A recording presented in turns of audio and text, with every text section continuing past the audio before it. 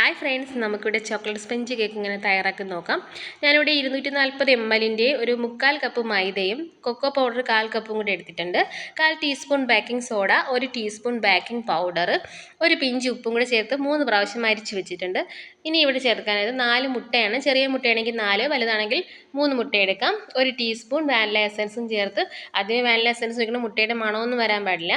അപ്പോൾ നന്നായിട്ട് ബീറ്റ് ചെയ്ത് കൊടുക്കാം. ഇനി ആ സെയിം കപ്പിൽ തന്നെ 1 കപ്പ് പൊടിച്ച പഞ്ചസാരയും കൂടി ഇട്ട് നമുക്ക് ഈ മുട്ടയും പഞ്ചസാരയും അതെല്ലാം കൂടി നന്നായിട്ടൊന്ന് ബീറ്റ് ചെയ്തെടുക്കുക.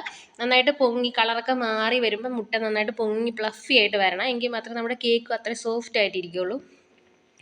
നന്നായിട്ട് ബീറ്റ് ചെയ്തെടുക്കുക.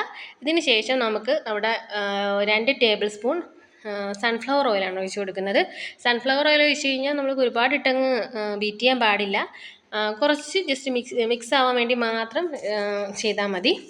ഇനി നമുക്ക് നേരത്തെ അരിച്ച് വെച്ചിരിക്കുന്ന ഫ്ലോർ നമുക്ക് കുറേശ്ശെ ഇട്ട് കട്ട് ആൻഡ് ഫോൾഡ് മെത്തേഡിലാണ് നമ്മളിത് മിക്സാക്കി എടുക്കുന്നത്.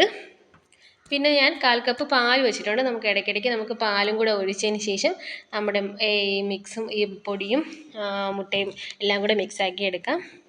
ഇപ്പം നമ്മുടെ ബാറ്ററി ഇവിടെ റെഡി ആയിട്ടുണ്ട്. ഞാനിവിടെ ഒരു കേക്ക് ബേക്ക് ചെയ്യുന്ന പാത്രത്തിൽ ബട്ടർ പേപ്പർ വെച്ചിട്ടുണ്ട്. നമുക്കതിൽ ഒഴിച്ചു കൊടുക്കാം. അത് തട്ടി കൊടുക്കുക. അതിൻ്റെ ബബിൾസൊക്കെ പോകുന്ന തട്ടിയതിന് ശേഷം നമുക്കൊന്ന് ബേക്ക് ചെയ്തെടുക്കാം. ഞാനൊരു 35 മിനിറ്റ് കൊണ്ട് നമ്മുടെ കേക്ക് ഇവിടെ റെഡി ആയിട്ടുണ്ട്. ഇതാണ് നമ്മുടെ കേക്ക്. നല്ല സ്പോഞ്ചി ആയിട്ടുള്ള കേക്കാണ്. ഞാൻ ഈ കേക്ക് വെച്ചിട്ട് എൻ്റെ മോൻ്റെ ബർത്ത്ഡേ ആയതുകൊണ്ട് ഞാനൊരു ബർത്ത്ഡേ കേക്ക് ഉണ്ടാക്കി. ഇതാണ് ഫൈനൽ ലുക്ക്. താങ്ക്